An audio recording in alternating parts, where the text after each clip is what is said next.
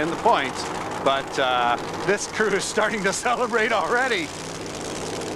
Now, will he make the run here or just shut it off? Now, he's going for low ET of this race, and that means a lot. Not in the pocketbook, but it just tells the crew chief they've done their part right. Watch Tony line them up here extra carefully, Eric. They've got time. So they're just going to go after the numbers here. What about wear and tear on the equipment? Well, it's a factor, but at this point, they want to put a big number up on the board, and that'll offset any of the money that it costs them to make the run. Who would just bang the side of the car? I bet you Todd felt that. It helps pump him up, sure. We're working on everything now. The adrenaline's flowing. He's got the time to make a perfect run. It isn't going to be it. You see it shaking in the middle. It won't be a teen for sure. Low ET was shooting 4, but no, a 6:27, and Fred Mandolini walks off with low ET at 6:20. Hey, these are happy folks, and if you saw the 1:35 reaction time, you could tell he was taking the time to make the good run. Payton family piles in here. One of the fine families of the sport, Norm. Barry Payton, former driver of this car, now the crew chief. Let's go to John at the end of the track with the winner. Well, for the second year in a row, it's been a victorious Todd Payton, who has won again an alcohol funny car out of the Canadian, one of the few Canadians in this class, and I actually think he's got it this time, Eric. We talked to them earlier. They're pumped. Their tune-up is right on, and they've stayed in the left lane. Norm, let me ask you this. Has the track changed a lot from the last time these two guys flew down here? Probably as the sun goes off it, you'll see a little bit different, but it hasn't been off it very long, so I'm going to say no. Very, very important, as you mentioned earlier, to get these cars back along their own tire tracks to get rubber on rubber. Crew chiefs have been fired for not putting those cars exactly. You can see the marks. He's right in his track. Absolutely critical. It's the clean and hot part of the track, and the tire's hot, and that's where the traction comes from. So the whole thing comes down to this, the final and top alcohol dragster. Look at the Doug Doucette machine. Just a state-of-the-art machine, and a real credit to Canada. This machine was constructed up here. Then, of course, it had to go down to the U.S. for the chassis certification. What's going to be the key here? Key here is going to be no mistakes. Doucette has got this race in control right now. As long as he doesn't make any mistakes, he's got a little bit of a reaction time advantage, and we're just going to move in and see how it goes from here. Yeah, the psychology of getting staged correctly, right? Yeah, for some reason, Reichert's gone in and lit both bulbs. Here comes Doucette now. This is not a normal staging procedure. That's going to throw things off, isn't it?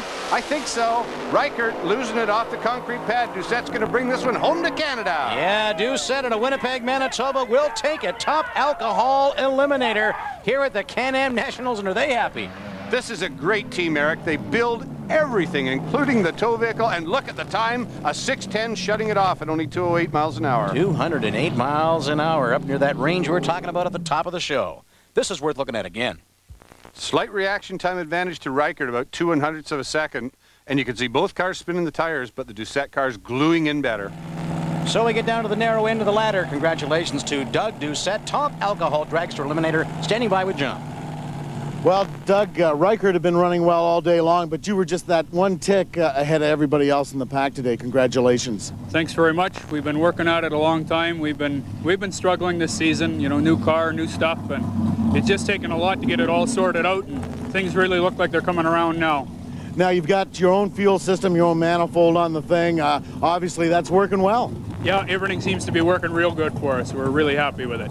Well, congratulations. You were a runner-up here last year, so a win makes this trip all worthwhile. Most definitely. I'd really like to thank my mom and my dad, all my friends back at home, the good people at Skoal Incorporated that have made this possible for us to come out here and win this. Just thanks to everybody, and we've had a real good time doing it. Congratulations, Doug Doucette, the winner of Top Alcohol Dragster.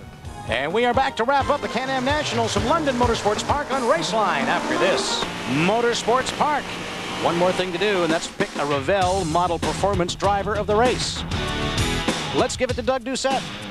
What a story with Doug, runner-up at this event last year, crashed the car, destroyed it, rebuilt it. He comes back this year, and he takes top alcohol eliminator. Well, Norman, as the sun sets off in the west, it's been a great day of racing.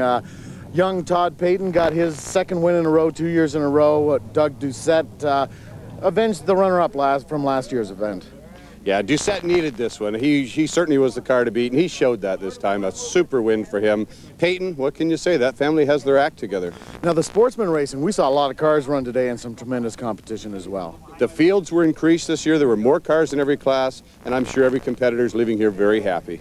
Norm, the facility was excellent all day long. The track was good. Starting line was super, had a few problems early in the day. They fixed it, and we've been fine ever since. Well, there you go. It's been a terrific day here at London Motorsport Park. And for Eric Thomas, Norm Noddle, I'm John Massenberg. Till next time on Raceline.